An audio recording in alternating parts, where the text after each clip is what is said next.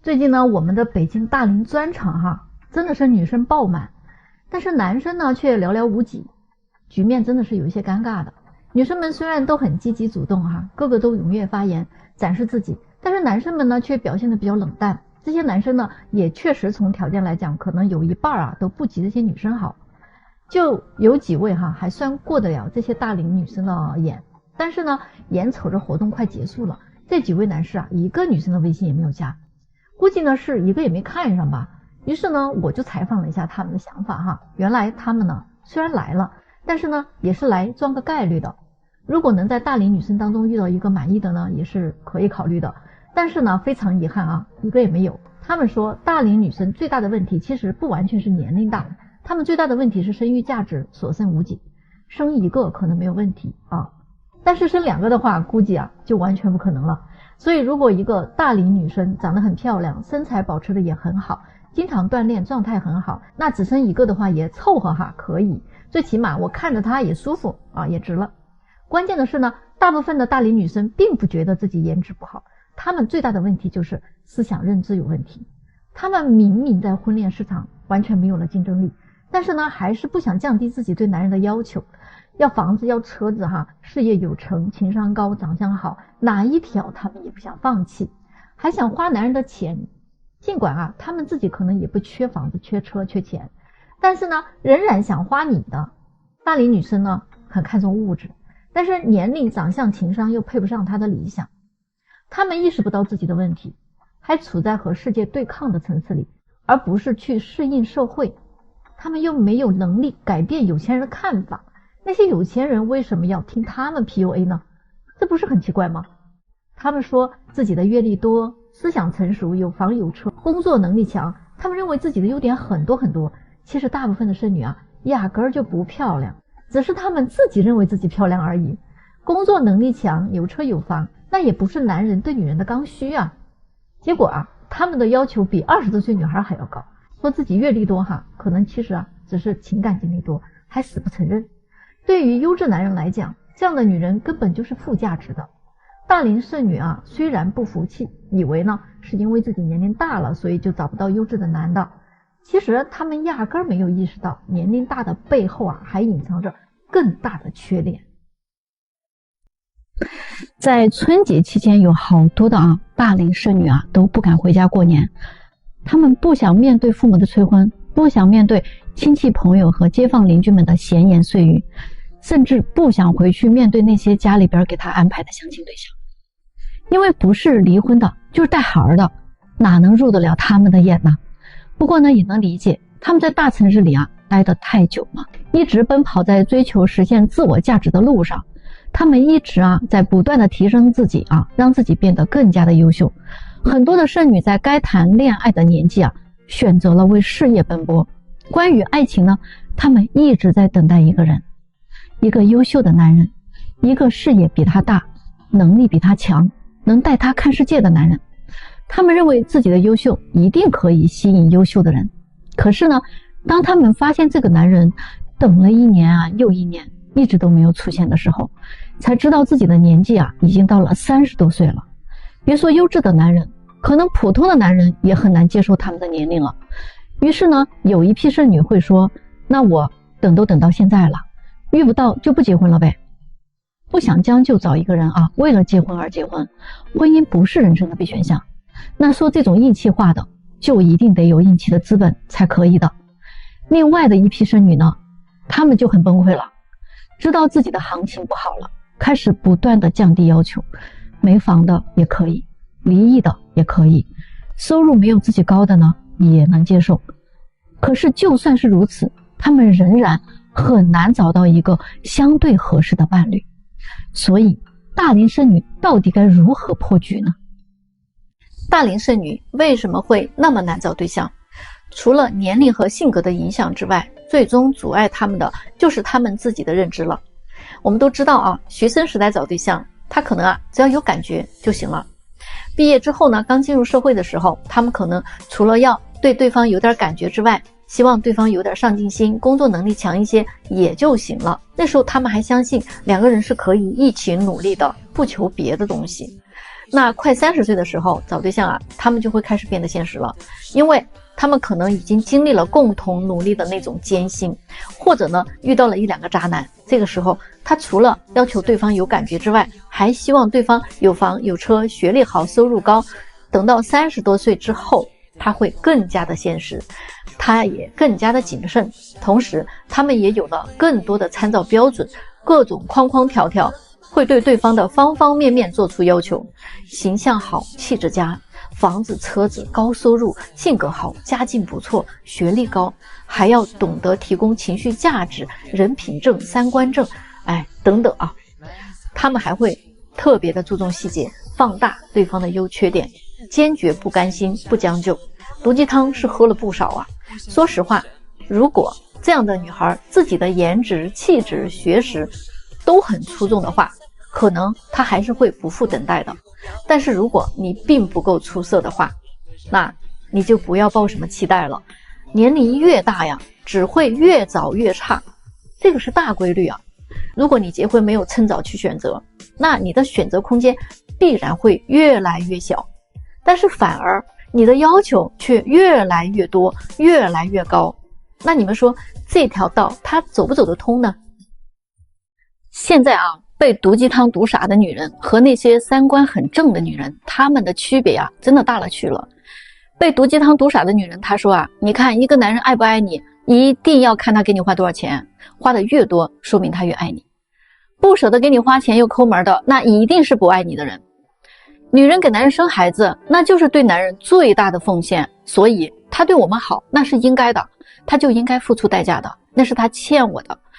要不他自己生一个给我看看。他们还说啊，那些只图感情不图钱的女人呢，真的是这个世界上最傻的女人。最后呢，都会输得很惨很惨。倒贴的女人那不用提了，那真的是蠢到家了。一个男人连家都撑不起，那还有什么幸福可言吗？如果我有钱，我又有貌，我还有子宫，为什么我非得结婚？要不我要个男人干嘛？给我添堵是吗？我们再来看一看三观很正的女人，她们怎么说的啊？她们说啊，我又不是什么商品，我的感情不需要用金钱来换取。男人给我花的钱再多，也不一定代表他爱我。真正爱我的男人是会给我一个家，用一辈子来守护我的人。我不认为生孩子就是给男人做出了多大的贡献，孩子那是我们2个人共同的，我们都很爱他，是我们共同生命的延续，也是我们爱的见证。他们也不会认为那种图钱的女生是傻瓜，反而这些女人才是聪明的，因为婚姻它一定建立在情感基础之上，财富是可以2个人一起奋斗努力的，这样的婚姻才会稳固，才会幸福。在婚姻关系当中啊，一个女人要是没有钱，大部分的男人啊都愿意养她，而一个男人如果没有钱了，那些物质女啊就马上想远离他了。而一个真正的伴侣，一个妻子却会不离不弃，她会说没事老公，我养你。当男人东山再起的时候，有很多傻女人又会回来找男人，还能要他吗？傻女人呐，天天都在喷男人啊，男性欠我们整个世界啊，一边呢又要公平，一边又要求别人要付出更大的代价。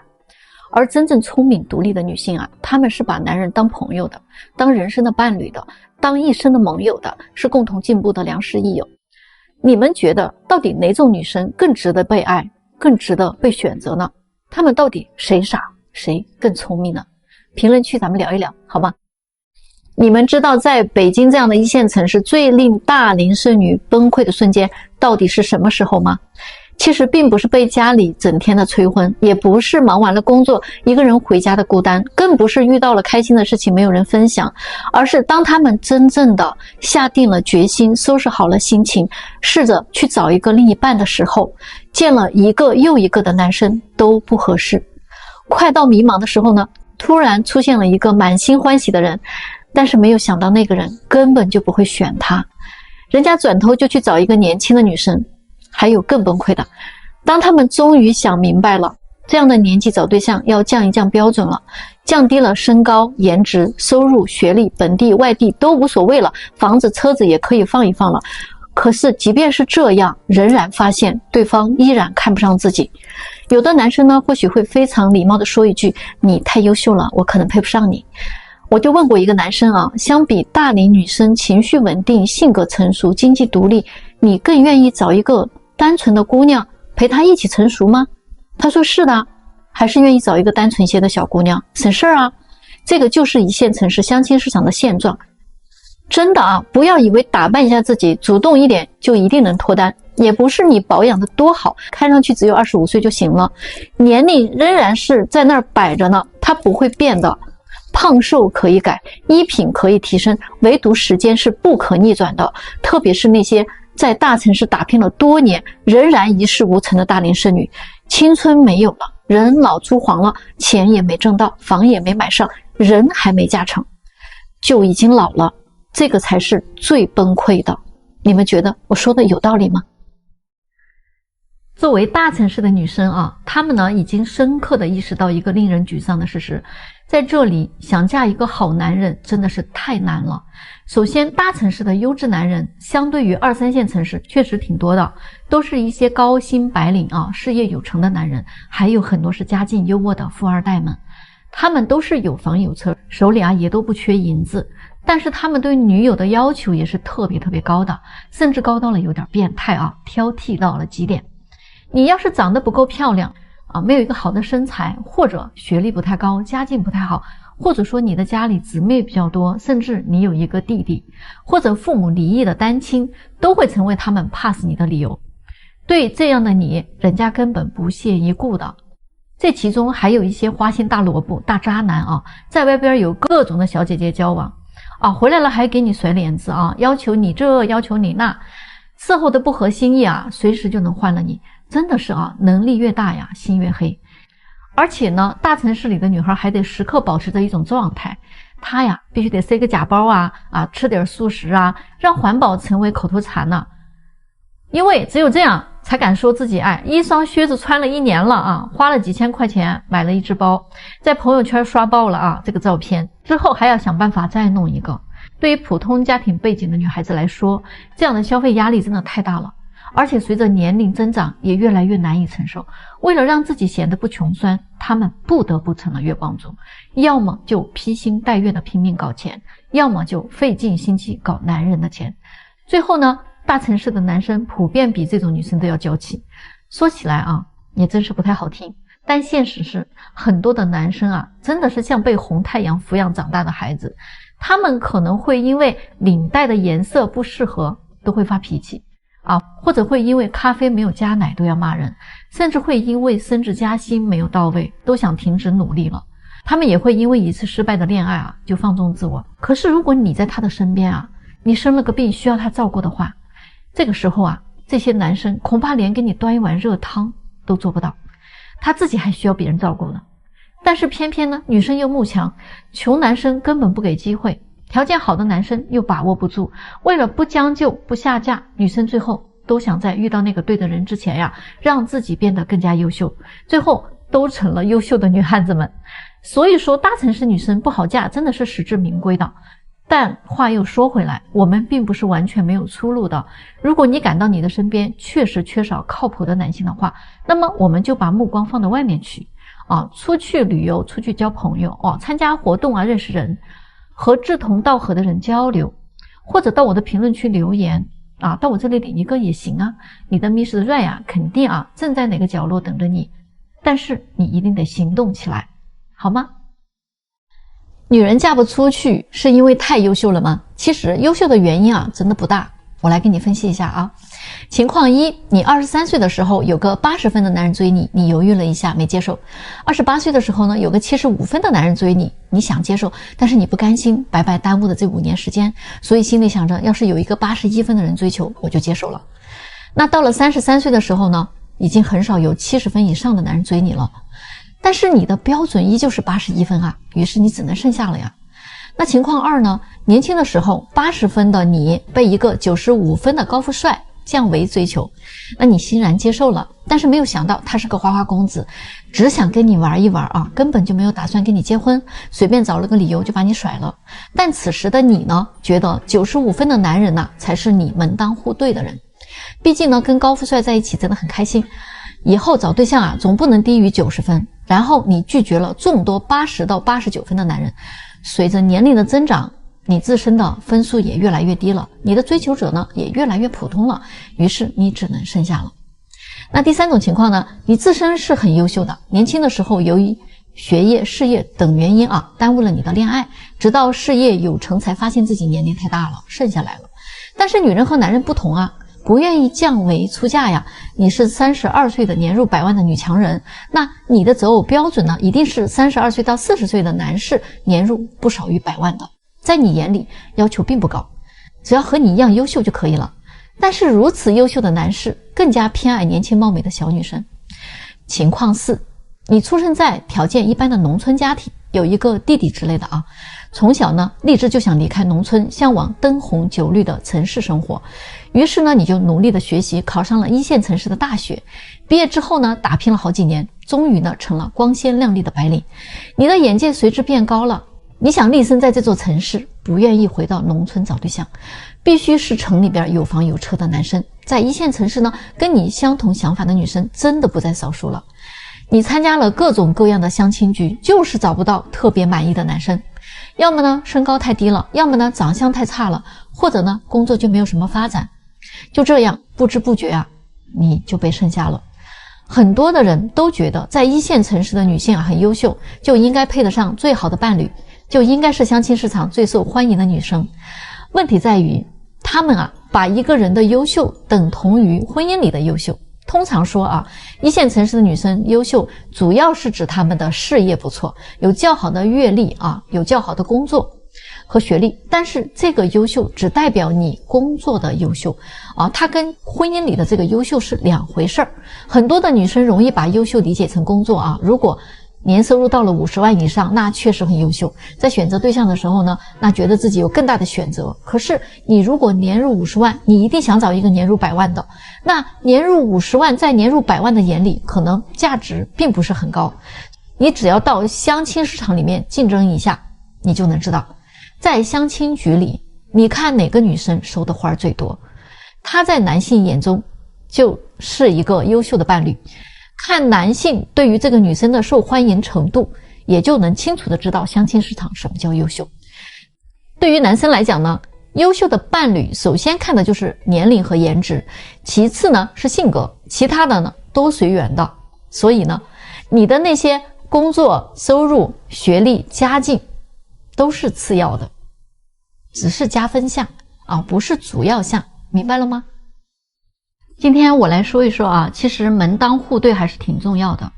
不管你是高攀还是下嫁，总之在两个人的三观方面就会很难契合，很容易起冲突。你想一想，毕竟两个人是在2种物质层次完全不同的家庭环境下长大的，那生活习惯、消费习惯通通不一样，并且反差很大。我身边就有这样一个案例啊，有一位男性朋友，农村家庭，父母都是务农的，家境很贫寒。他10年苦读啊，终于考上了北京一所知名的大学。大学里呢，他认识了一位富家的千金，两个人确实也是真心相爱的啊，大概2-3年顺利的开始谈婚论嫁了。可以说呢，这是凤凰男的成功逆袭案例啊。可是接下来有趣的事情就是啊，他们在观念上的差异，导致他们在相处的过程当中，经常因为这些问题啊争吵不断。特别是在消费观这件事情上，比如说这个男的，他因为从小家庭环境就不好，所以他在花钱这件事情上啊是非常节省的，反正就是能省的就省啊。可是这位千金小姐呢，人家从小啊就是含着金钥匙出生的，没有缺乏过物质。她呢觉得花几万块钱买个包包、买个化妆品都是很正常的事情啊，吃顿饭到5星级酒店、餐厅花几千块钱也是很平常的。她一个星期的花销就是她1个月的工资了。这个男的当时并没有觉得什么啊，为了跟富家千金结婚啊，他做了很大的努力，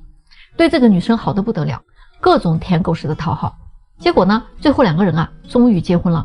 反正呢彩礼没让他出1分钱，女孩的嫁妆倒是不少啊，婚礼都是女方家操办的，但是他必须呢做上门女婿，得入赘。可是婚后的生活是他万万没有想到的，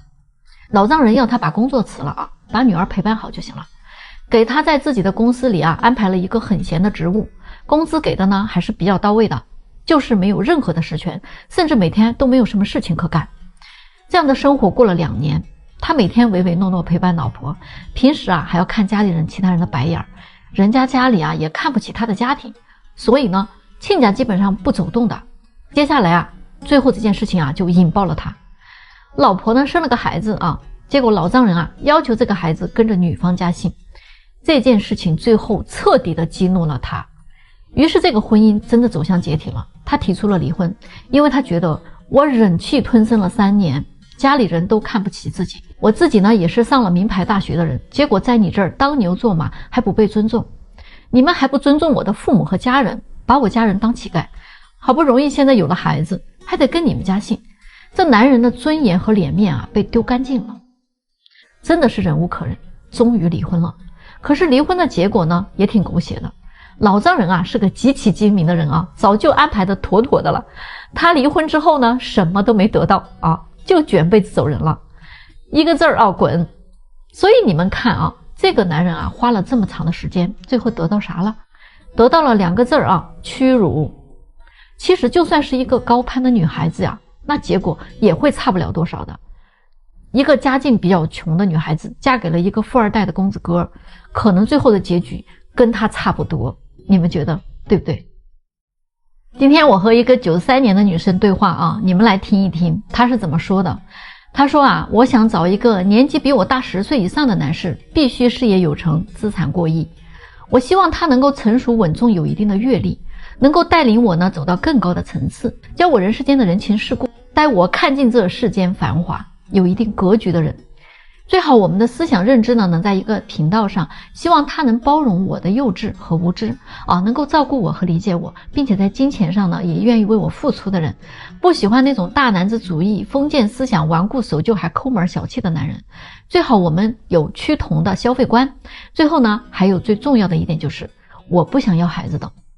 于是我就很好奇的问他，那你能给对方带来什么呀？他想了想说，我年轻貌美学历高啊。然后我就问他，那还有吗？他居然回答不上来了。你们说啊，可笑不可笑吧？于是我就跟他说，首先你的年轻貌美能维持多久？这个是随着时间会快速贬值的东西，你知道吗？其次呢，你有点太自信了。你觉得一个事业有成、资产都过亿的男人会喜欢一个思想很幼稚又不懂人情世故的女人吗？一个比你大10岁以上的成功男人啊，他的思想认知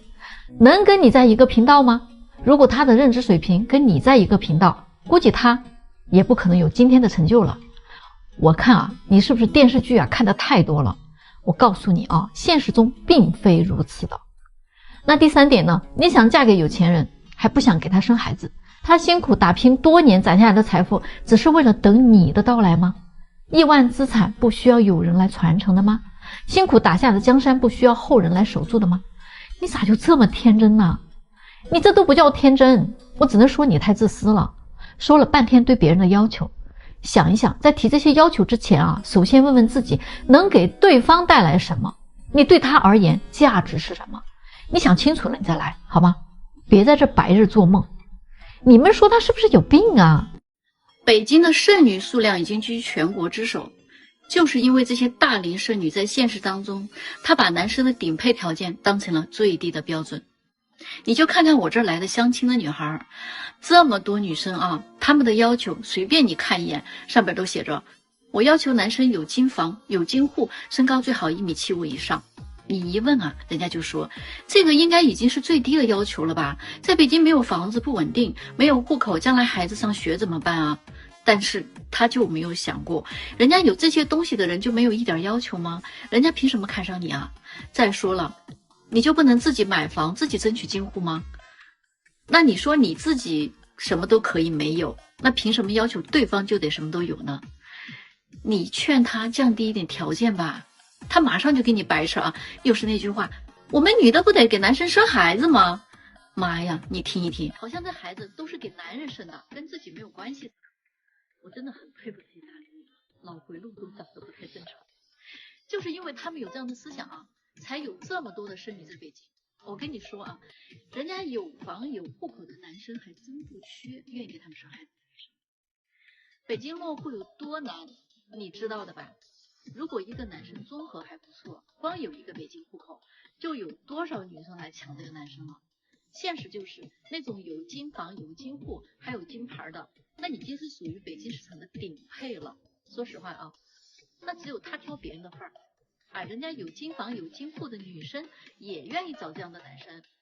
没有金房没有金库的，但是年轻漂亮的女孩也愿意给这样的男生生孩子呀。你说说，你自己没金库没有金房，年龄还大，长得也一般般的，你有啥优势啊？人凭啥找你呢？你现在明白了吗？你说这又要求金房又要求金库，还要求年薪多少什么未婚啊，学历要好啊，家境背景还得过得去了，身高得1.75米以上了，你就这么找？你能找着才怪了。我就在这儿问问这些有金房有金库身高达标的男人，你们愿意找一个30多岁的，还是愿意找一个？现在婚恋市场真的有一个现象啊，不知道到底是好事还是坏事。就多年前吧，我记得那会儿来相亲征婚的人都是一些年纪比较大的，比如说28岁以上的人，或者呢是一些离异丧偶的人。人们呢对于征婚这件事情啊，虽然也知道，但是呀很多人都是不太接受的，甚至呢这是一些实在找不到对象的或者很难找对象的人才会来相亲，找人介绍什么的。对于这件事情，甚至有些人啊还持有一些鄙视的态度。好端端的年轻人更加不会来相亲找对象的，都是希望在生活中自己去认识。可是啊，我要告诉你们啊，现在真的是世道都变了。我现在接触的都有00后的来相亲了，97后那真的是大把大把的人，特别是女生，这简直是太卷了。你们知道吗？现在00后登记结婚的人已经有2万多人了，但是其中男生啊不到200人，女的呢已经有1万多了。你们懂这是意味着什么吗？就是说现在00后的女孩子呀，她们找的都是比自己大的，比如说比自己大7、8岁，甚至有的人能接受比自己大16、17岁的。这些女生她们的相亲方向必定是那些优质的男人，她们懂啊，自己的优势就是年轻漂亮，她们是眼睁睁地看着80、90后的大龄剩女踏过的那条血路啊，望而生畏，一定要在适合的年龄尽快的解决婚姻问题。可以说00后是婚恋方面啊开始觉醒的一代女人。但是这也意味着现在的80后、90后的女生啊，你们如果还要想找优质的男生，年龄还放在只大自己5、6岁这个样子的情况，那可能你就得跟这些比你年轻10来岁的小妹妹们去竞争了。本来就是稀缺的资源，现在还要跟他们去抢，大龄剩女们真的是情何以堪呢？你们觉得这到底是件好事呢，还是一件坏事呢？现在有很多大龄剩女啊，真的是被现实打脸呀！真的你会觉得呀，又可怜又可恨。在北京、上海这样的大城市里，将来啊会有越来越多的女孩真的嫁不出去的。你先别急着反驳我，大龄女生看到这儿可能也很想骂我，但是啊，很多案例证实了大龄剩女啊，她们有一些共性，基本上有这3点啊：第一，太挑了；第二，太毒了；第三呀，情商太低了。你看完了，要是觉得我说的不对啊，你再喷我。就拿我这儿前几天来了一个33岁的大龄女生啊，她的案例来讲，其实她长得还可以，颜值呢能打个7分吧，在体制内上班，月薪呢有1万多。那天她来我这儿见了一个82年的男人，离异的，但是年薪1000万啊，非常优秀的男士。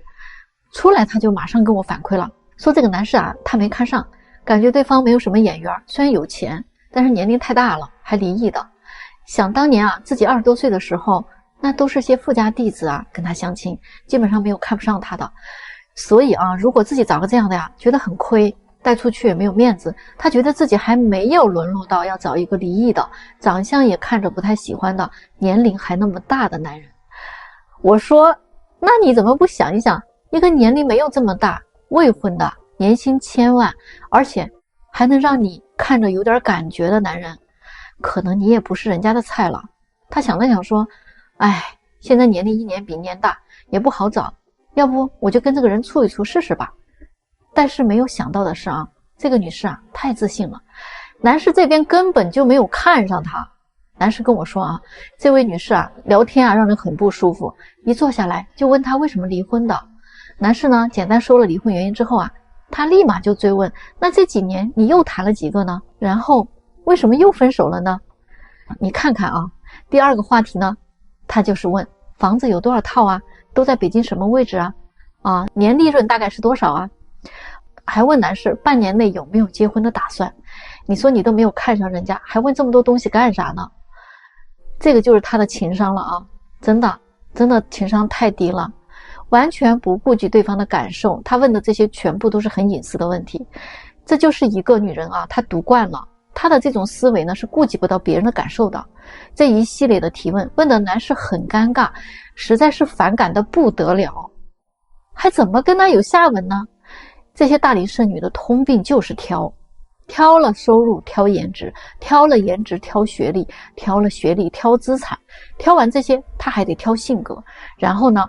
他们好不容易挑了个满意的，结果人家看不上他，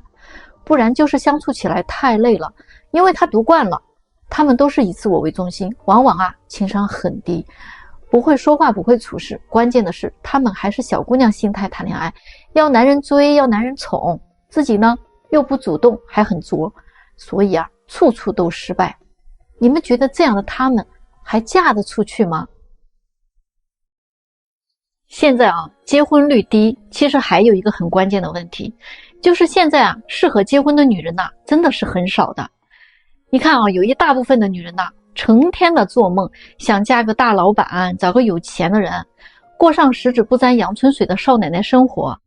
那普普通通的男人怎么会被他们放在眼里呢？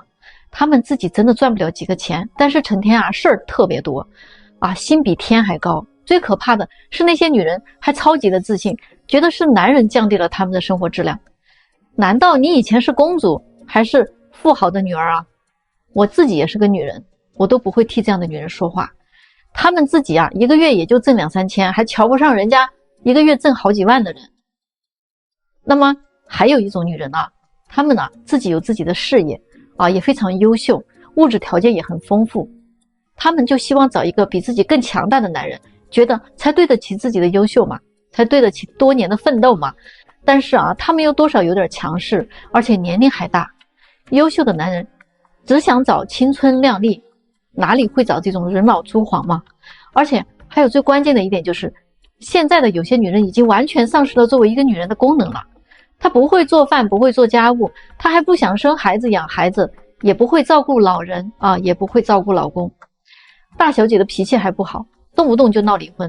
成天就琢磨一件事儿，老公给我多少零花钱，你给少了就是你没本事，瞧不起你。娶了这样的女人一旦有了孩子，你就会发现你真的是娶回来了一个祖宗有的男人真的是生不如死。其实这些女人真的不知道，如果没有了这些男人，她可能连饭都吃不上。那你就说这样的女人现在越来越多，男人找这样的来干啥？难道就是为了娶一个连孩子都不愿意生的女人回来供养着吗？现在的男人不光得会挣钱，你还得会干家务活，你得懂浪漫会幽默，真的太累了。所以现在的年轻人他就不想轻易结婚了嘛。你们说我说的对吗？离婚的女人真的很吃香吗？最近我看到网上流传的说，离婚带娃的女人男人都抢你们觉得这个话有没有毛病？我做婚恋这么多年了，我就还从来没有见过一个离婚的女人会被男人抢，更多的只有被嫌弃和被拒绝。去年有一个离婚带娃的明星来找过我们，那么漂亮的女人仍然被嫌弃被拒绝，我们也帮不了她。在相亲市场上，如果你是一个离异的女人，即便是你没有生过孩子，你也基本上不会被未婚男士选择的，你更不会被那些经济条件特别好的男人选择。哪怕他是一个离过婚的男人，也有大把的未婚的还比你年轻漂亮的女人愿意选择他。更何况你还有个孩子，一个离过婚生过孩子年纪也不小的女人，怎么可能被男人抢谁来抢你那些山里的穷光棍们吗？他们连自己恐怕都养不活了，还别说给你养孩子。有的离婚的女人在找伴侣的时候那提出的条件比她20几岁年轻的时候提出的条件都还要高。我们介绍的时候你会发现，不管你长得有多漂亮，男人一听离婚带个娃基本上连面都不会见的，特别是那些带男孩的，因为现在没有这种大冤种了，谁也不愿意给你养孩子，而且呢还是个男孩，即便是你没有经济负担，经济条件特别好的那种男人也都没有几个愿意的。他们就是很介意男孩，他们不傻，你觉得呢？那这些女人吧，有的啊，好不容易找到个愿意跟她结婚的，她还得张口要彩礼，还要的不少。我倒不是说你不能要，这个事儿吧，咱这么大的人了啊，能不能心里有点数啊？说那种毒鸡汤的人呐，恐怕是精神有点问题的，幻想症吧，你就别出来说这种话啊，祸害这些离婚的女人了，让他们自己找不着北，最后啊，根本就嫁不出去。你们说对不对？那天呢，我们办了一场海归单身聚会的活动，那有几个女生就凑在一块儿啊，就聊上了。我听到他们啊说到这样一个话题，说现在的中国男人呢，不值得中国女人去嫁。这句话呢，有点给我震惊到了。为什么会有这样的言论？关键是后来加入这个话题的好几个女生，我觉得她们也很脑残啊，一直在这附和啊，也觉得这个观点是对的。他们就一直在嘲笑，说中国男人啊很土很 low 的，思想啊还停留在古代呢，封建又保守，没有情趣不说，还不懂得幽默啊，还拿自己的抠门当作是节俭的美德，又大男子主义，也不尊重女性，等等等等，说了挺多。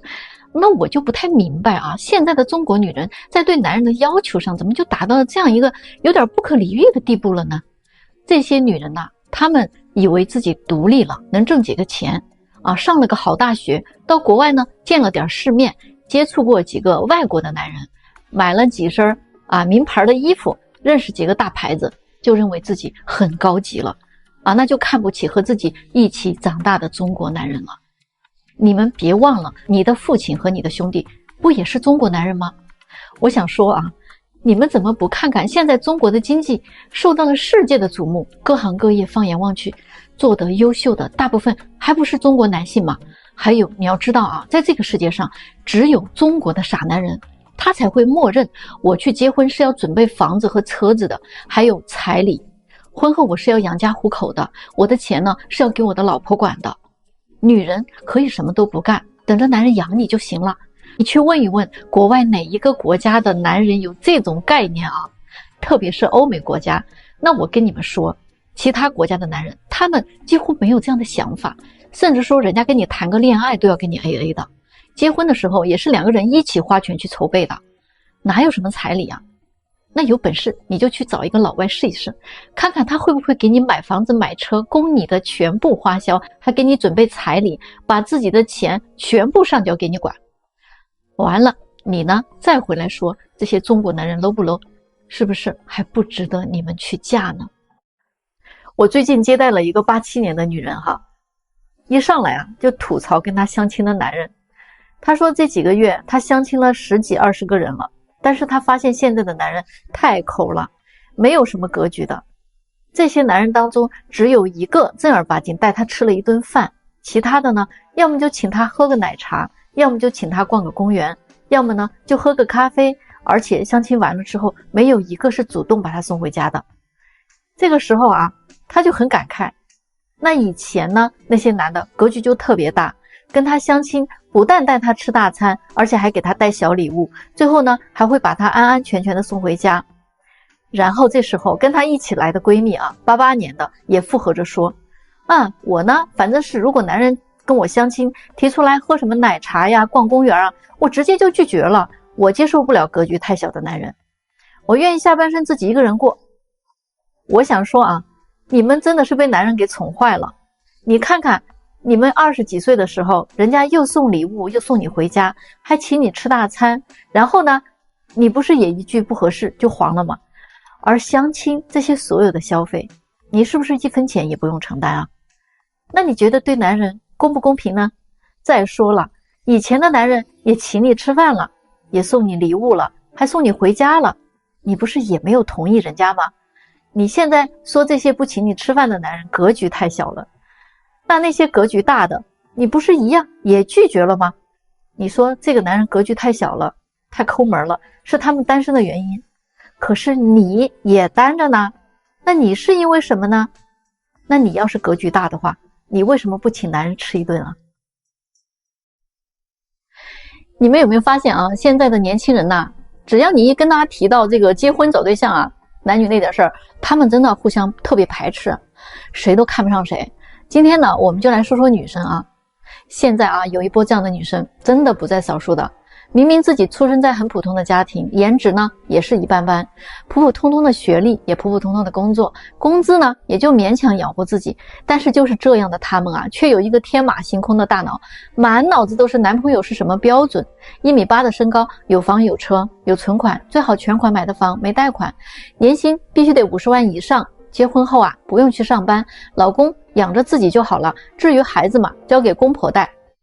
他们天天的被这些电视剧严重洗脑了，整天就幻想着霸道总裁爱上我这种桥段。达不到这样的条件呢，他就免谈。抱着这种思想的女生，将来估计有一大批的大龄剩女根本就嫁不出去。没有别的原因，就是他们自己作的。为啥呢？你也不想想，就房子这一项，同年龄阶段的男生有几个能靠自己的收入买全款的房子？别说是在北京、上海这种1线城市，就是在2线城市也是不容易实现的。那就这一条已经排除掉一大半的男生了，对吧？你再加上你还要求年收入50万以上这个条件，那咱想想，有几个30岁以下的男生能够达到年薪50万呢？毕竟还是凤毛麟角的一些人。那这种条件的人，他是稀缺的呀。他是缺媳妇儿还是缺智商啊？他们找对象啊，也会看对方的条件的。那你说，如果人家找你，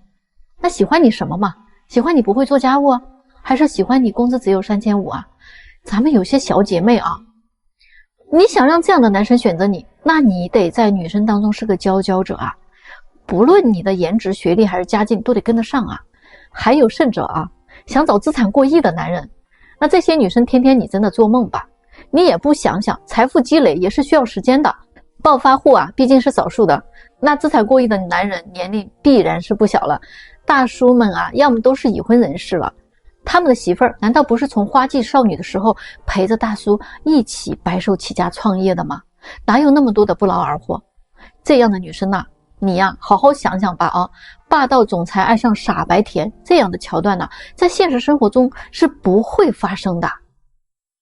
我今天啊想跟你们说一个未来啊婚恋可能会出现的一种现象啊，就是可能愿意结婚的男人会变得越来越少。因为男人现在似乎啊他没有那么需要女人，也没有那么需要婚姻了。原因其实很简单，一共就有3点啊，虽然有点扎心，但是都非常现实的。而且呢这第3点可能会让你无法接受的。第一呢，就是男人他这一辈子几乎都被金钱捆绑着，被责任压榨着。那现在的女人呢，都去和有钱的男人谈感情，和没有钱的男人去谈钱。